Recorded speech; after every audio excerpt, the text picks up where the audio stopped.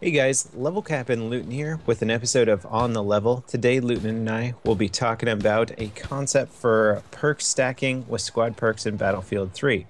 Now, we've all been in game before where you join a squad and all of a sudden everybody's running squad ammo. You don't know how it happened, but it's basically non-beneficial to the squad to have any perk stacking. And there's been talk about some interesting perk stacking benefits that you could get. And Luton, why don't you explain this concept? Okay, so basically the idea is that if you run with 2 or 3 or 4 people with the same perk, it would give you added benefit in some variety or another. So for example, if 2 people were using ammo, it would give you an extra clip. The idea that perhaps your soldier carries an extra belt which allows you to carry extra clips and stuff, in much in the same way that the grenade perk right now does it. But the more people that you would stack, the more people it would actually give benefit to. So it would have extra effects. So you, for example, if you had 3 people with ammo, maybe you could pick up extra ammo from any other person's player. The danger with this kind of thing is that you run the risk of having certain squads suddenly become vastly overpowered with one specific piece of kit. So say, for example, you had 4 guys all running extra explosives. Well, what would those increases be? They would have to be sort of minimal enough that it didn't completely imbalance the class, but it would have to be enough that it gave you some extra benefit, whether it was a little bit more damage, or perhaps, for example, with the extra explosives, you could carry maybe 1 round of an igloo or something like that, so you carry your extra RPGs, and then so these kind of things, maybe it gives you the ability to slightly multitask a little bit more in game. But there is a huge danger. It would have to be balanced so carefully in order to get it to work. And it's an idea that's been discussed around a little bit for a while now, and it obviously is something that frustrates people in game. And you know, on the other flip side of it, a concept that sort of I was talking about the other week was the idea that if you had 2 people with it, maybe one person, as soon as one person in your squad has it, if the next guy tries to run with that perk, maybe it defaults to them for another one. Yeah. Well, with the specifics here, I mean, there's a lot of ways you could go. I think it Yeah. initially came about with like people trying to think of ways to prevent perk overlapping. And I really do like the stacking concept. I think there's a lot of ways that you could go about balancing it. You could either just make the basic perk even better, or you could add in interesting little bits, like with the explosive round you were talking about, where you start off by getting more ammunition for your rocket launcher. Well, maybe the next level makes the rockets fly faster, and then maybe the level after that allows you to reload your rocket launcher a little bit faster. So if you decide to go a whole squad of engineers all with explosive perks, all of a sudden you've got some engineers that can fire rockets extremely fast, and you have a lot of them. It could be a lot of fun. There would need to be a bit of care paid to the balance aspect of it, but I definitely think you could do it. And it would add a whole new level of squad strategy, I think, because there isn't really a lot of squad strategy other than like, all right, let's have a medic to keep everyone alive, and then a guy with ammo and some rockets. You know, I mean, it's all kind of just basic squads that can stay alive and kill armor and deal with most situations. Yeah, and I think there's a bit of a sideways note to go with this as well. Is something that people have mentioned is that often the problems you get from squad perk stacking tend to come from the fact that people will change class throughout the game depending on what situation they're in, and then their different classes are already set up with different squad perks. So you might start off the game with the correct sort of setup. Everyone's got a different perk because you've just started and you've thought, okay guys, I want this for this map. But then when you're in the heat of battle and there's a tank coming down and you're like, guys, we need engineers. So you change out, and of course you forget that your engineer had already got maybe explosives and someone else is carrying that. And then once you're into that situation, maybe the other guy in your squad doesn't want to change out, or maybe you need to stay in, it's all a bit hectic. And I think that's often where these problems can come from, as much as people forgetting to do it. So something that was mentioned was that, for example, every squad,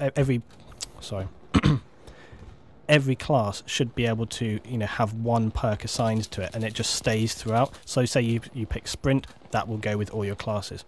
But anyway, I mean, when we come back to this idea of stacking, though, it allows you a lot more sort of tactical options. The idea that you could choose, okay, maybe 2 guys which have two of the same perk, and then another 2 with another 2. Maybe you get 3 and 1 or whatever. So it is interesting. It would provide a lot of benefit. And I think when you think about the variety of maps and different vehicles on different maps and stuff, there's, you know, it would have a whole other tactical element. And I think it would benefit people who actually spend the time to actually think what they want to take in game. I think it would. I don't think it would have so much of a negative impact on people just randomly taking stuff. I mean, if people were... there's no negative aspect to it. Here's what's great about the concept is if you join a random squad with random people that you're not communicating with at all, you're still going to have just either a random collaboration of perks, or if you overlap, you're going to get some benefits from that. So right. instead of before where you have redundant perks, now you have extra abilities from that. So there's no negative from that. And then it just allows that extra depth of strategy, which anybody who's playing with friends, you know, like once you've gone this far in a battlefield, you've really explored all the different areas of strategy. It's still a fun game. This just makes it that much more deep. And I could really see this simple element here adding a huge depth of strategy to squad tactics. So it's very simple, but could ultimately be very complex. It definitely would be. I mean, when you think about the difference and the whole different way that you play out different maps, when you think about a map like Oman, you compare that to a map like Seine Crossing, the whole layout of the maps is so different. One is very urban, very tight, the other is very open, more vehicles, a lot of long-range combat and all this kind of thing. So the way that you would set up your class would be so specific to certain situations, and it really is going to add that benefit, like you say, to the players who really spend the time to think about it and how they want to play out their squad as well, because it's not just a case of taking certain things for certain maps. Some people are going to want to run squads in completely different ways for what role they want to play. Do they want to be the really sort of stealthy flanking squad? Do they want to be the aggressive upfront squad? Are they a very tight defending engineer team where they're going to lay down a lot of mines and be really sort of anti-vehicle based? So it really does give you that focus. And I've said this before, that running a squad on vehicle heavy maps where you're all sort of engineers and you're all leaning towards that kind of thing, this would only add to that benefit of having a really organised squad, people dedicated to playing a certain role. And I think that there would be as much counter to it as anything else, you know. I mean, if you have a squad which is really heavy towards engineer, well, it's going to impact them in different ways, because they are not going to have the benefit of different perks that would lead towards more assault, you know, base classes and things like that. So when they come up against other classes that are running different perks, they're going to be outclassed. So there's as much balance there, I think, as anything else. Yeah. No, it's a great idea. And for fun, we decided to come up with our own new squad perks, which actually ended up not being that easy, because we were thinking, what the heck could you add? DICE actually did a really good job of covering most of their bases here. But we did manage to come up with a few. Luton, what's one of your first squad perks that we could add to the lineup? Yeah, we'll do. Well, I'll just say really quickly first that we found it so hard because we were talking about it, weren't we? And they're so passive. This is the thing, is that you have to think right now about how the perks and the squads are before people start thinking about what they actually want. It has to be passive enough that it doesn't impact other players too heavily. You don't want a squad specialization that when you take it is going to force other people to have something that they don't want. You also have to be really careful that you don't, a favorite one that people have mentioned is sort of the favorite sort of magnum ammo or flak jacket, which prevents bullet damage, not flak jacket, or bullet vest, you know. But when you take those kind of things, it suddenly adds a very kind of literal version of an effect on your player, and it needs to be a more passive effect. It has to be very subtle. You can't throw a bulletproof vest in there, because then everybody in every squad is going to take that. It's too good. If you can take an extra shot, that's a huge advantage. So they have to be very subtle, very passive. Okay, so one of my first ones. Now, it's important to remember with this first one that I've got here that it's a slight reduction and also percentage reduction, as Level probably explained slightly better than me, but the idea with it is called Squad Focus. And what it would do is give a slight recoil reduction from your focused operating team. Now, the key to this is that it would only be a small effect, and it would only take the edge off of the worst weapons. So it would not create weapons that were vastly overpowered. What it would be is a percentage reduction. So what we're talking about with the percentage reduction is, for example, if you have a FAMAS with a 0.35 vertical recoil and you have a SCAR L with a 0.2 vertical recoil, the 10% would bring that FAMAS down to 0.31, and it's going to bring the SCAR L down to 0.18.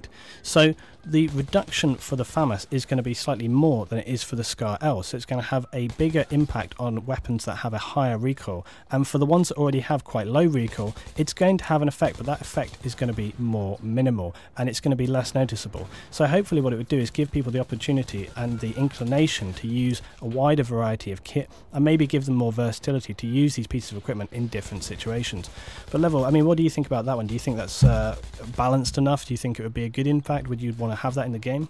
You know, I liked it when we first started talking about it, and then I started having some doubts Hmm. just because the really pro players out there, or players who get very comfortable with their weapon recoil, Yeah. might actually not like a recoil reduction if they're very used to how much the weapon pulls. Yeah. So if you master the pull of a gun when, say, it's kicking back vertically, and you know exactly how much to pull down on your joystick or on your mouse Mm. to counter that, if somebody all of a sudden joins your squad with It's that true. recoil reduction, that It's could true. screw you up if you're a good player.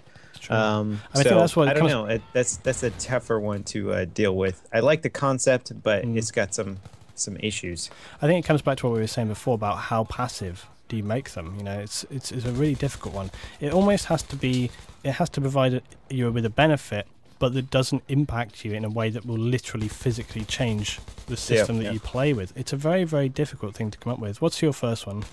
Okay, so this one's kind of basic. It's a lot of other games have stuff like this. PlanetSide and Call of Duty have things similar to this, but faster weapon switching. Hmm. Basically, your ability to switch between your primary and secondary weapon, or primary and tertiary, or grenades, or whatever. Just basically quick weapon switching could be very useful for, say, a recon class who needs to switch to a pistol in close quarters. Say you take a shot at somebody up close, you miss it, then you got to switch to your pistol. Well, this kind of perk could improve that weapon switching, say something like 33%, Hmm. just to give you a bit of an edge. I don't think it would be quite overpowered, but it would be a nice little addition to make squads a little bit more reflex happy. Yeah. Well, the other thing is with that, you still actually have to have your own reflexes as well. You know, you still need to be quick enough to change it out, even if it's going to be quicker at the same time. Right, right. And I mean that is quite a literal changeover, like we were just saying. It's not so much of a passive one, but I don't think it's one that would impact people too negatively. You know, it's not really gonna. It's not really gonna. You're not going to be upset when your gun's ready to fire faster. No, exactly. So, my next one was there was a spot reduction. So this would be for core mode primarily, and the idea is that it would be like a kind of stealth class. Really, it would reduce the time that you're spotted for ever so slightly. So it doesn't prevent you from being spotted. It just will take you off of that spot slightly quicker. So perhaps it will literally only stay on you for 1.5 seconds. So you know the enemy team, they're still going to see you. They're still going to know you're in the area, but they're just going to lose sight of you slightly more quickly. Yeah. And I think that would be passive enough. It's not going to impact anyone's game as such, but it is going to be beneficial to you, and it's not so overpowered that it's going to impact the enemy team very negatively. Yeah, no, I like that one a lot. It's something that I would probably end up using much more in big open maps and much less in like tighter urban maps. So I like perks like that aren't so good that you would want to use them in every situation, but are good enough that they would be very good for specific scenarios. Yeah, it's the kind of thing that, for example, if you often get on rush maps is the main thing, I think, when you think about this kind of thing, where the first base perhaps is quite easy to run over or very difficult, but either way it's quite upfront. You know, you don't have anywhere to hide or flank. You've got literally just got to get in there. But often the second base can be a bit more difficult. You've got to find routes around, and maybe that's the time you would change out to this class when you want to be a little bit more stealthy. You perhaps want to be the flanking squad, whilst everyone else is fighting up front. You want to make your move around the side, and it could just give you that little benefit. Okay, so my next perk idea was for quiet movement. A lot of games have this also, but basically when you run around, you make a lot of noise. Enemies can hear this noise. They can basically, if you're listening closely enough, you can anticipate exactly when somebody's going to come around a corner and get your weapon ready to shoot, potentially hit them the second they breach that corner just by listening to their footsteps. So if you had this perk equipped, that would get rid of your footsteps. Now, that could be useful. Some maps are a bit more chaotic. There's so much fighting going on in firefights that it makes it almost impossible to hear footsteps. So it could be potentially evolved into also maybe quiet shoutouts, like when you throw ammo or put down a med pack, instead of your soldier yelling something like, here's some ammo for you, and then the entire enemy team hearing that. You could muffle that sound. So that could be an addition to that perk. I'd say like whispers if he's in a library. Dude, Here's some ammo. Dude. No, it would be a good idea, but I think, like we're talking about with these, there is such a danger to for them to become overpowered, and it's really difficult. I think people often don't think about it enough when they start throwing suggestions, or they go, "I've got a great idea, we could do this." It's very, very difficult, and you really have to think of the logistics and how it's going to fit into the game. But your quiet movement one, you're right. Okay, if you're on, say, Metro and you're trying to get through those tunnels, it's not going to help much when people are firing LMGs and rockets down the corridor. However, on a map like, for example, Zebra Tower, if you're doing Conquest Domination, something like that, those corridors echo massively, and often I find myself sitting on a base there and I'm listening. Everyone else is perhaps on the other side of the map, and because of the echo on that map, you'll hear people coming from all around you very, very easily, and it can really, even if you don't know exactly where they are, you'll be like, oh wow, there's someone here. You'll get ready for them, you know. So a perk like that would give you the edge when you're trying to cap a base against a defender.